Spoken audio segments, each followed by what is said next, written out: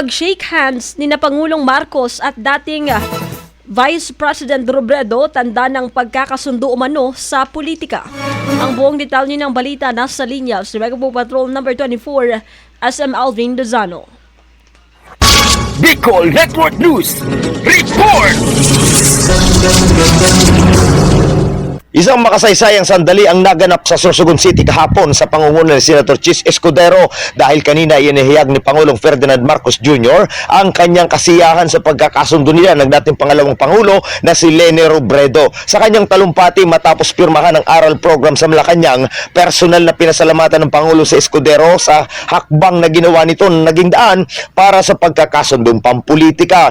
Samantala, ang naturang pagkakasundo ay isang habang simbolo na naglalayong palakasin ang pagkakaisa at pagbibigay ng bagong pag-asa para sa mas magandang pamahalaan.